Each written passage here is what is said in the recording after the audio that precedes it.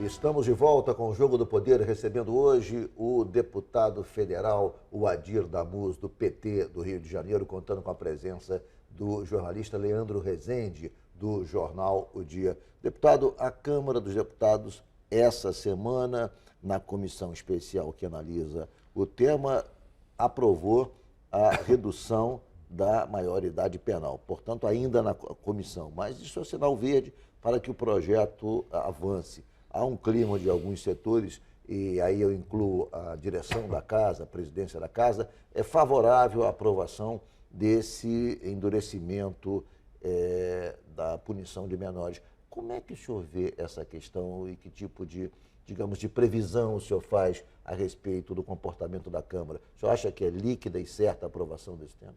Ora, não é não.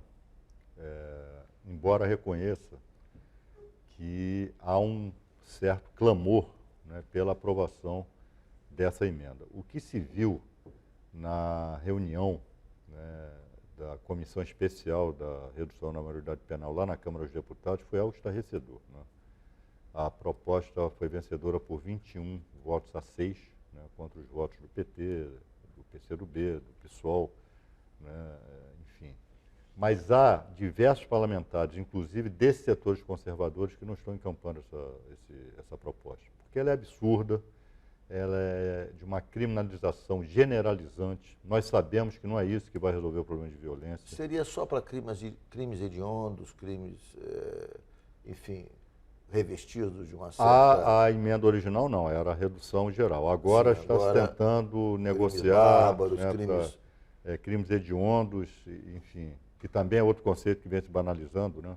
Daqui a pouco todo crime vai ser considerado hediondo. Todo crime deve receber de nós a repulsa. Agora, a categoria crime hediondo é para aqueles crimes que, de fato, eles ficam acima de qualquer padrão. Mas hoje, aqui no Brasil, é uma tendência a banalizar também esse conceito de crime hediondo. E o que, na verdade, acontece é um processo generalizante de criminalização da pobreza, né? Nós sabemos que muitos desses adolescentes são aliciados por maiores para o cometimento de ilícitos, e daqui a pouco vai começar a escalada, né?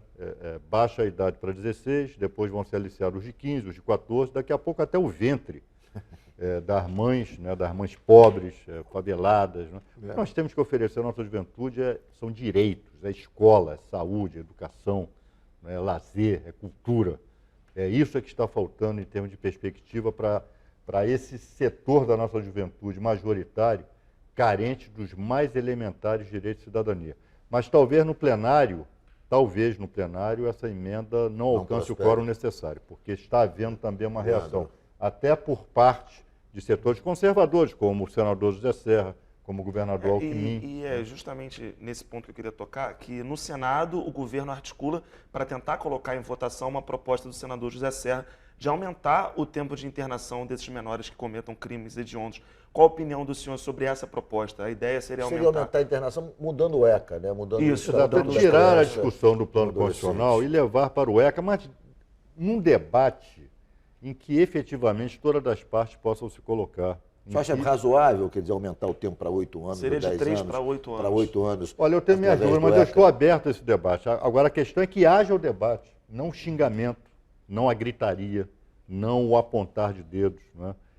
Porque é esse clima que existe hoje lá na Câmara dos Deputados. O relatório do Laerte Bessa também incluiu o tráfico de drogas como crime hediondo. E alguns deputados avaliam que esse fato do tráfico de drogas ser incluído como crime hediondo vai fazer a proposta ser derrubada no plenário. Isso, assim, criminalmente, no âmbito do direito, o fato do tráfico de drogas ser considerado um crime hediondo pode ajudar a derrubar a proposta dentro do plenário? Pode. E é um absurdo colocar o tráfico de drogas como crime hediondo. Isso que eu estou dizendo. Está se banalizando o conceito de crime hediondo, né? E qual é o tráfico que vai ser crime hediondo? O cara está com uma trouxinha de maconha e passou lá para o amigo, e isso é crime hediondo. E vai acabar criminalizando, inclusive, jovens na classe média, né? Então, é o debate. Quando o debate ele começa mal, ele termina mal. Quando ele está pautado pela irracionalidade, o resultado que nós temos é uma legislação da vingança, né, e não uma legislação que efetivamente procure regular as situações sociais aqui na nossa sociedade. Deputado, o senhor é um parlamentar comprometido com causas da esquerda, com causas populares, e assumiu agora a sua cadeira na Câmara dos Deputados e no momento em que as forças conservadoras da Câmara dos Deputados se manifestam de maneira assim muito clara e, de certa maneira, conduzem e pautam o comportamento do parlamento brasileiro. Está sendo muito difícil ser um deputado de esquerda nesse momento no Congresso brasileiro?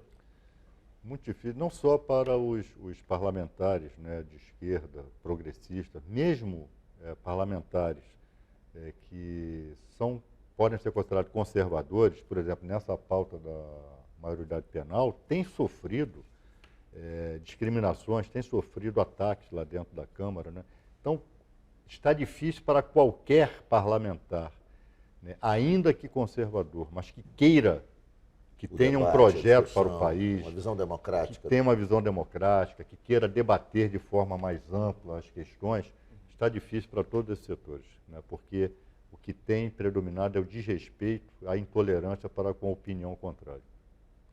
Deputado, outro tema que tem sido abordado, não terminou ainda, está sendo votado, mas já começou, grande parte já foi apreciada pela Câmara, é a reforma política, que não resultou em quase nada, a não ser o fim da reeleição.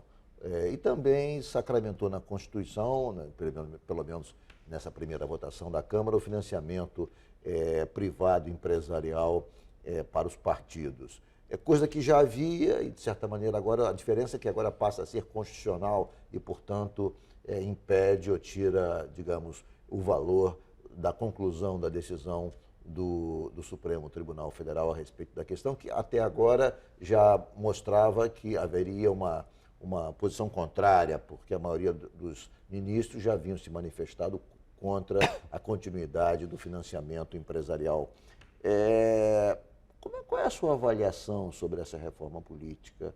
Essa reforma política que foi votada, me pareceu sem um amplo debate, sem uma ampla discussão, porque para as pessoas que estão de fora, o que ficou claro é o seguinte: os deputados brasileiros não querem mudar nada, porque foi uma grande confusão, todos os temas foram votados e pouquíssima coisa foi aprovada.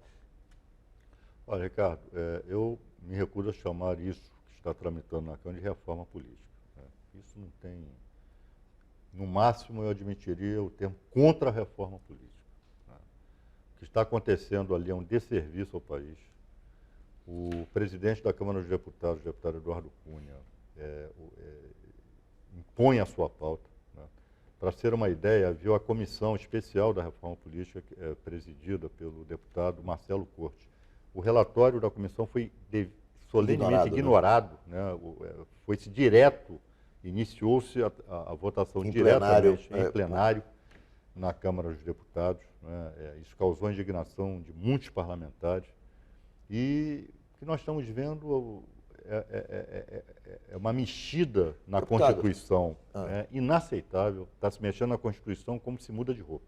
Mas tem uma questão no comportamento aí do seu partido, do PT, que me chamou a atenção e que me deixou também confuso. O PT fez um discurso ao longo dos últimos meses, logo após a eleição, pró-financiamento público das campanhas eleitorais. Muito bem, quando foi posto em votação essa questão, o PT votou contra o financiamento público. Quer dizer, essa foi uma sinalização para a opinião pública de que o PT, então, também não queria mudar nada. Porque na hora que foi votado o financiamento público, o PT votou contra. É verdade.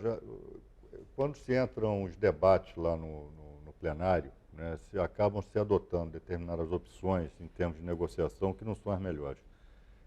Nem todos os parlamentares do PT concordaram com isso. Né? Nós tínhamos claras proposições, né, de reforma política que estavam contidas no projeto de lei de iniciativa popular que foi coordenado, que está sendo coordenado pela OAB, né, da qual eu fazia parte, pela CNBB, diversas outras entidades da sociedade civil brasileira, e uma série dessas proposições acabaram sendo ignoradas, né, no processo de deliberação lá na Câmara dos Deputados. Então, de fato, acho que o que vai sair dali é algo muito ruim para o país. Eu vou fazer um rápido intervalo e voltamos em 1 minuto. O Jogo do Poder volta já já.